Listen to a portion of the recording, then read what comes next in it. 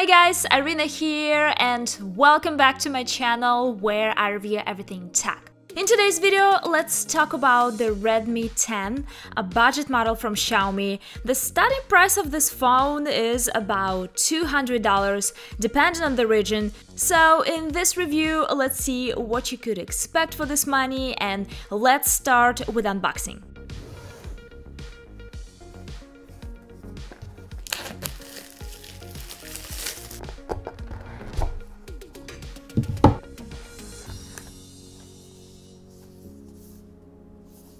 In the box we get a SIM tool, a quick start guide and a warranty. Then we have this clear case,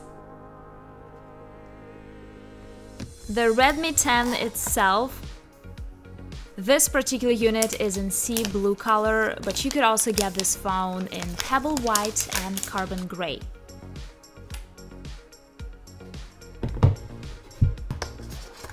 Then in the box we have a USB-A to USB-C cable and an 18-watt power adapter.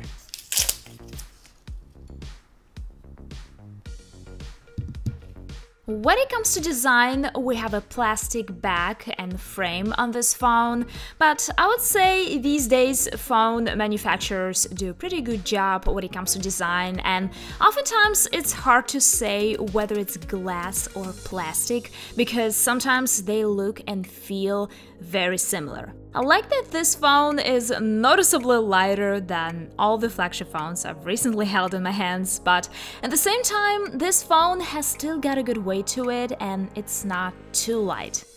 When it comes to display, we have a 6.5-inch LCD display with Full HD Plus resolution and up to 90 Hz refresh rate.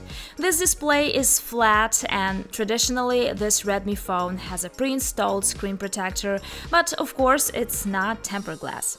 Speaking of brightness, the display is quite mediocre. If I put the Redmi Note 10 Pro next to the Redmi 10, there is quite a dramatic difference in brightness between these phones. However, I could still use this phone without any problem indoors. And when it comes to using this phone outdoors, it's really hard to see anything on this display in harsh sunlight, but you can still enable the sunlight mode and make it slightly better. The display on this phone is pretty sharp for a budget phone. The majority of icons look pretty sharp, and when it comes to watching some content on YouTube or Instagram, the viewing experience has been pretty good, no complaints here.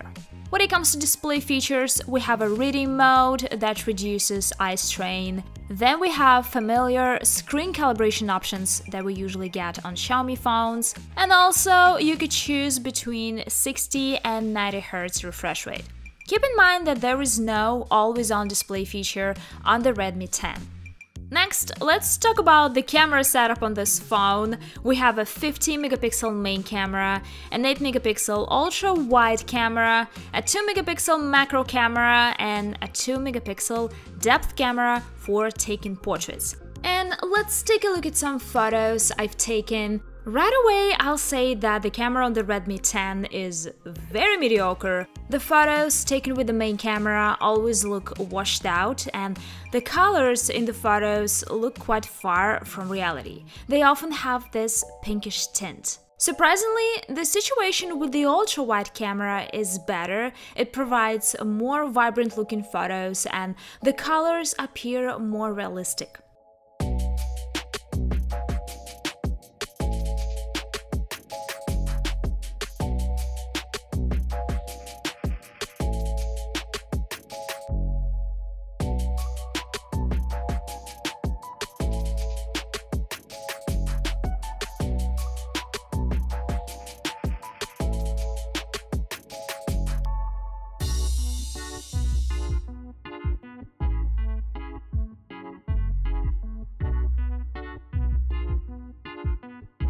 When it comes to zoomed photos, this phone doesn't have a telephoto camera, so it has to rely on the digital zoom of its main camera. And I would say the 2x photos are not too bad, but when it comes to zooming in further, the photos lose their sharpness right away.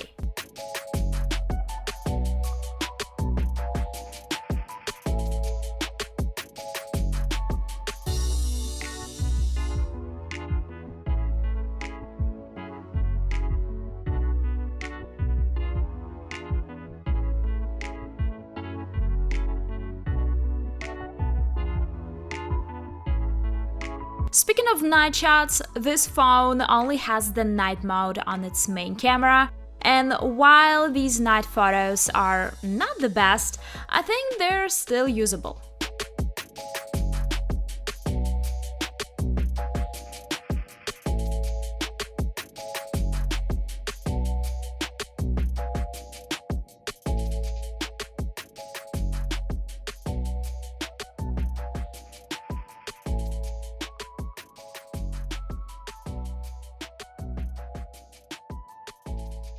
Next, let's talk about videos. Unfortunately, the stabilization is pretty bad on the main camera as well as on the ultra-wide camera of the Redmi 10. And once again, as you can see, the ultra-wide camera provides more vibrant and realistic colors in the videos than the main camera.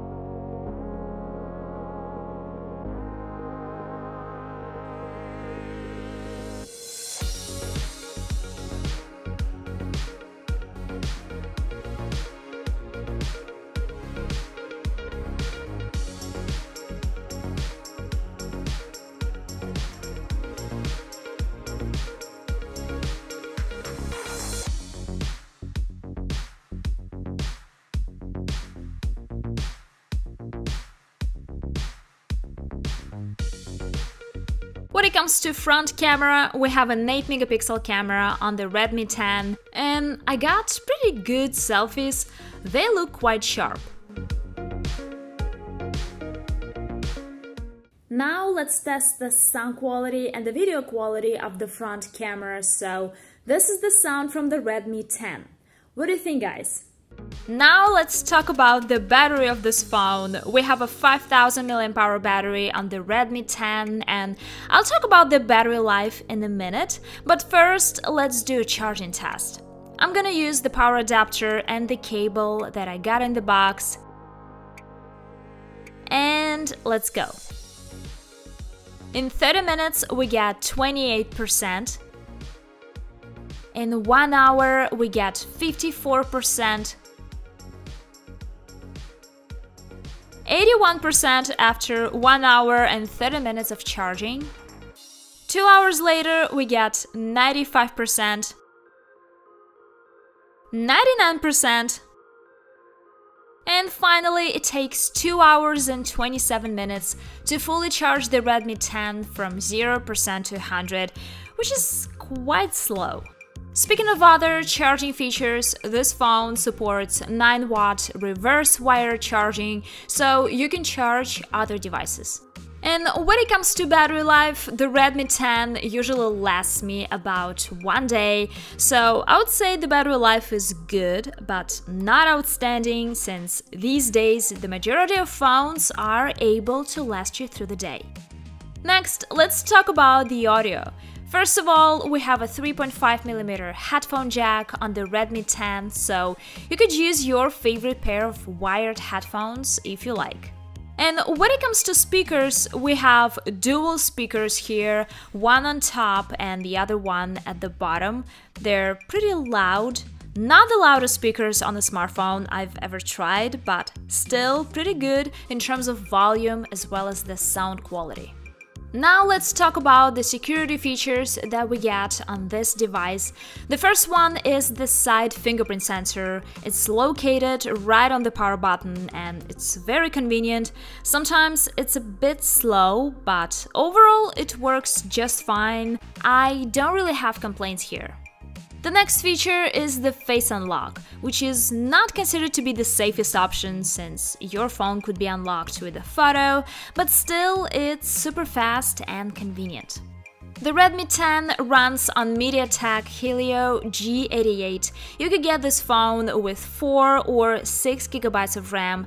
The Redmi 10 has a micro SD slot, so you could expand the storage up to 512 GB. When it comes to the overall performance, as expected, the Redmi 10 is not one of the fastest phones. Sometimes it's a bit laggy and sometimes it feels kinda edgy, but in general, I would say the performance is good.